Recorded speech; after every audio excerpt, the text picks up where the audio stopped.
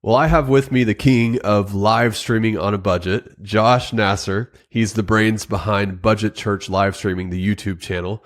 Josh, it's great to have you, man. So we're just going to jump right in because we need to help people create next level live stream visuals on a budget. So the first question I have for you, I'm really curious. If you only had 2 cameras available, how would you use them to their fullest? Yeah, I think traditionally, I feel like people answer this question. You throw 2 of them in the back of the room, one that's a tight shot, one that's a wide shot. And that's fine. I think that's a totally fine answer.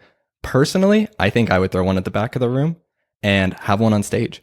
Get something a little bit more dynamic, at least during worship. And then, if you really wanted to, you can actually pull that camera off the stage during the sermon, bring it to the back, and then you can have 2 shots of your stage during your speaking portion, which I feel like creates a little bit more dynamics that you can work with, but gives you a lot more shots to cut between during worship for sure. Yeah, I like that. So practically speaking, how would you connect that camera that's on the stage? Like, is this going to be a wireless connection or what do you think?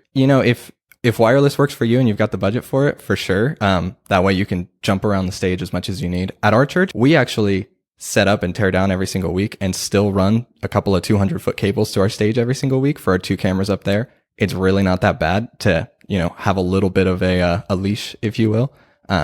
But as long as you're using, SDI or fiber runs, you shouldn't have an issue. Awesome, man. All right. So if you added a 3rd camera to the mix, how would that change things? So I think with 3 cameras, either I could see myself going one of 2 ways, kind of depending on the room and the style of your church. I would either take that opportunity to add a 2nd camera to the stage to cover all of the instruments for those, faster instrumental portions where you want to jump between the guitar and the drums. Or you might put it in the church more midway and maybe at an angle to get some cool crowd shots. If you've got a gimbal or you want to make like a dolly system, which shameless plug, I have a video on a DIY dolly for your church that you can build. But that way you can get some of those cool crowd shots and you can integrate a wide shot without it being just like kind of a boring static shot of your sanctuary. So at what point would you add like a roaming camera, actually bring in a camera operator that's moving around the room and things like that? Oh, as soon as possible. In my mind, all of these were moving around at least a little bit, even if it's, I think if they're just going to be static shots, that's fine if that's what you have to work with. But as soon as you can get somebody's hands on the camera, the better. Even if it's just on sticks and it's not roaming, as much activity as you can actually have like on the camera, I think is the best. All right. So say we're adding this 2nd camera. We're going to do what you said, get it on the stage, move around. Somebody's behind this camera actually, getting some cool shots on the stage. But this is a new volunteer. They have very little camera experience. So what do we tell them their first Sunday to start getting some good shots? That's every single volunteer on my team. We spend some time training. And I think it starts before that first Sunday is kind of my first point is you send them examples of some live streams that you like. It's your first week, so you don't have any example of your own necessarily, but you can show them examples of, hey, here's what other churches are doing. So that way they have a general idea of what they're working with. Then morning of, when your band is rehearsing, you take them up on stage with you and you point the camera at things and you say, here are some shots you can get. And I feel like you make it really clear that the framing's important and the shots are important, but if they're getting a shot of someone who's playing and it's in focus, like that's good enough to start. That's good stuff, man. Something that came to mind, it's like, so we're adding our 2nd camera. That means now there's camera switching taking place. So do you use like the same volunteer that's running ProPresenter for your camera switching, or should that be a dedicated volunteer? What do you think?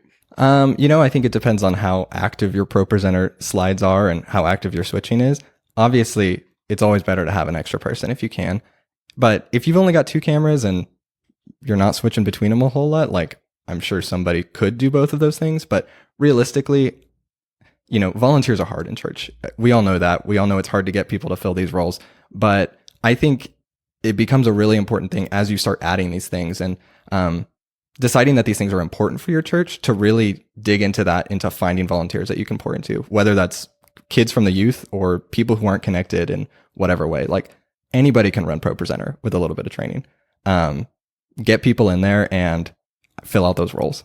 Man, that's good advice because people need to serve in church. It's really what helps them to connect. You build relationships, like all the above. So the more positions you can open up for people to serve, the better. And that's kind of a beef that I have with all the automation that goes on today. I'm not against automation. We automate our lyrics, so that they go along with the backing tracks and things like that. And our lyrics guy is thankful for that, because now he's more of a supervisor role, right? Sitting back there making sure things are going well. But we're not like a business where you're trying to do the most amount of work with the least amount of people. The church operates a little bit differently. So I love that you brought that up. Yeah. And, automation is great, but at the end of the day, you always need somebody who can work on that automation or fix it when it breaks.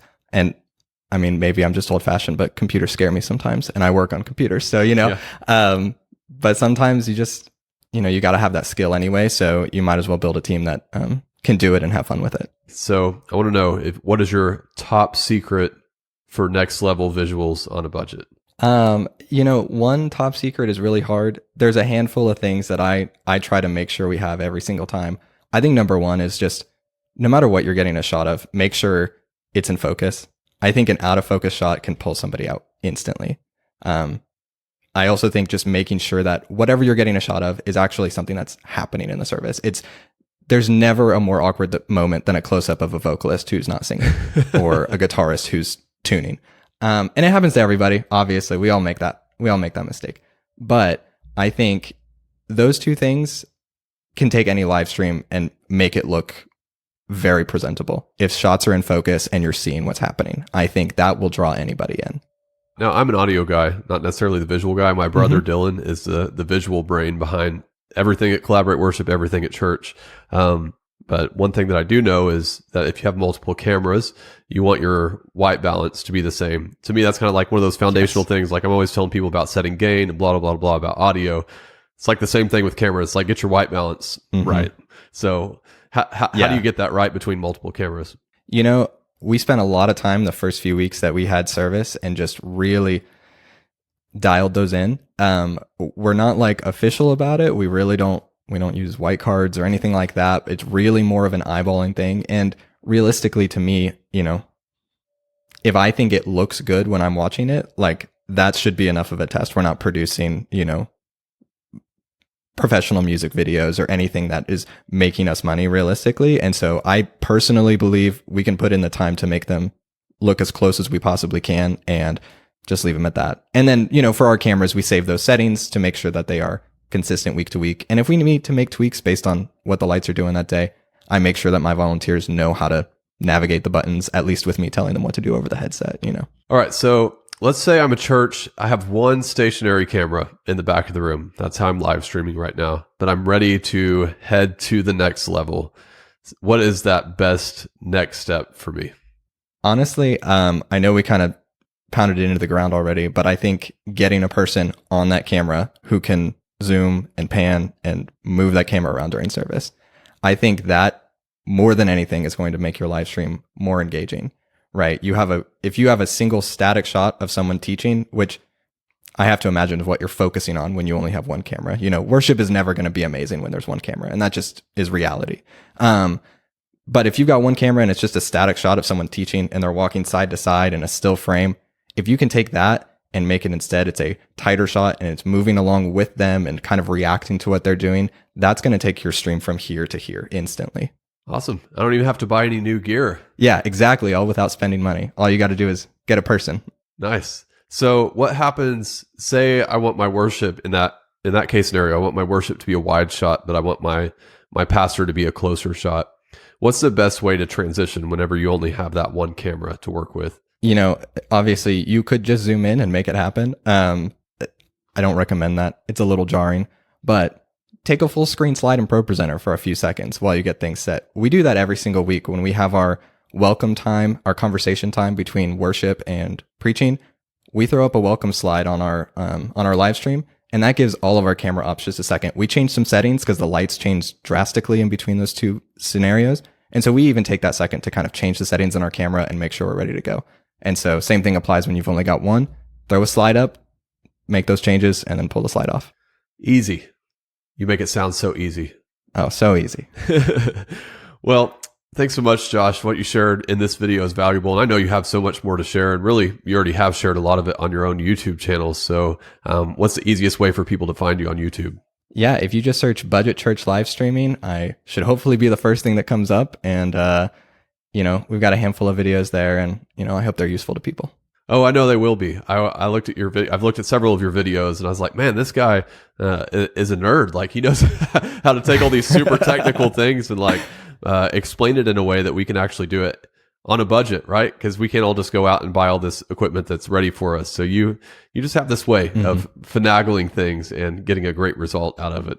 I'm just curious, what's your background? What led you to a place where you have that ability? Yeah, my background, I'm a full-time software engineer by day, and I just love working on things and messing with things. And we started a live stream in 2020, like a lot of other people, and I was kind of leading that up, and we didn't want to spend a lot of money on it, again, like a lot of people out there. And so it was YouTube and trying things out until we finally, got something that worked for us, and just kind of keep iterating on it. That's something that I feel like I can't say enough is, don't get comfortable with where you're at. Like, you can be happy with the things that you have, but it can always be a little bit better. And that doesn't mean spending money. A lot of the times it's just practicing your skills, honing your craft. And I think as long as you're continually doing that, things are going to get better, and you're going to have a lot of fun doing it. Yep, for sure. And it's all a journey. It's all a learning journey. You don't get there overnight. So I'm always telling people as well, just enjoy each step of the learning journey. Don't get overwhelmed by how far you have to go. Just continually get better, and eventually you'll find yourself at a destination that you want to be at. For sure. Awesome. Well, I highly recommend that you go subscribe to Josh's channel, Budget Church Live Streaming. And of course, if you're not subscribed here, what are you waiting for? Smash that subscribe button and ring the little bell for good measure. And hey, we'll see you next time.